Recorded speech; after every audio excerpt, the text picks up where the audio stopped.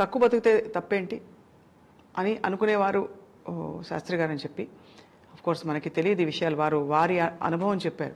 But మీరు అన్న మాట కూడా చాలా సమాజానికి అవసరమైన విషయం. ఆయన కోసం పుట్టలేదు, మన కోసం పుట్టారు. అది మనం గుర్తుంచాలి. అందుకని అది మన కోసం పుట్టారు కాబట్టి, ఆడియన్స్ కోసం పుట్టారు కాబట్టి, ఈ ఆడియన్స్ కి ఇంకా ఎన్నాళ్ళు ఆయన సేవ తీసుకోగలిగే అవకాశం ఉండేది.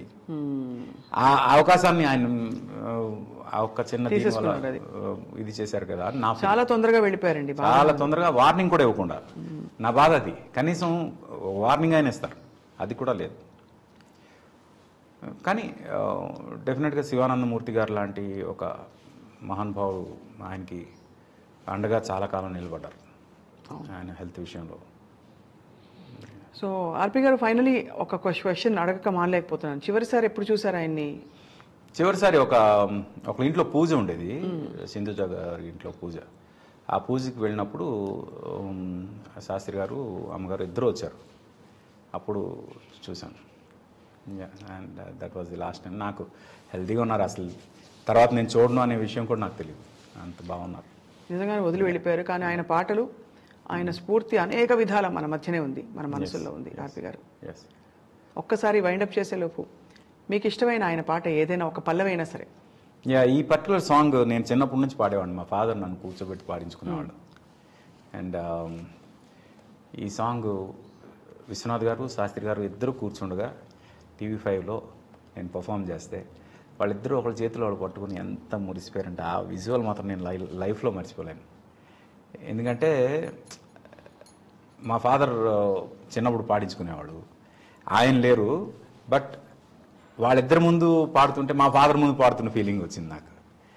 ఎందుకంటే అంత అంటే ఇద్దరిలో కూడా ఆ ఎఫెక్షన్, ఆ క్లిప్పింగ్ మీరు చూడండి ఒకసారి. It's such a beautiful moment in my life. ఎందుకంటే ఆయన రాశారు, ఆయన డైరెక్ట్ చేశారు, ఇద్దరు కూర్చున్నారు, కూర్చున్న పాట వింటున్నారు అండ్ మురిసిపోతున్నారు వింటూ. అది ఏ పాట సార్? ఆది భిక్షువాడినేది కోరేది, బూడిదిచ్చేవాడినేది అడిగేది. ఆది భిక్షువాడినేది కోరేది, బూడిదిచ్చేవాడినేది అడిగేది. ఏది కోరేది, వాడినేది అడిగేది. తీపి రాగాల కోకిలమ్మకు నల్ల రంగు నలమిన వాడి నేది కోరేది. కరకు గర్జనల మేఘముల మేనికి మెరుపు హంగు పూసిన వాడినేది అడిగేది. ఏది కోరేది, వాడినేది అడిగేది. మీకు ఇలాంటి పాటలు బాగా సూట్ అవుతాయి సార్ ఆర్పి గారు. మీరు ఎప్పుడూ ఎక్కువ ఇలాంటి పాడలేదు, కానీ ఎంత బాగుందో మీరు వింటుంటే, ఎంత మెలోడియస్గా ఉంది. బాలు గారు వాయిస్ ఫాలో అయ్యేలా అయిపోయింది ఆయన. కానీ పెద్దవాళ్ళందరూ వెళ్ళిపోయారని దిగులుగా ఉంది. వెళ్ళిపోతున్నారు అందరూ. ఈ నెలనే మనం ఎంతమందిని చూసాం. జమున గారు వెళ్ళిపోయారు, వాణి జయరామ్ గారు వెళ్ళిపోయారు.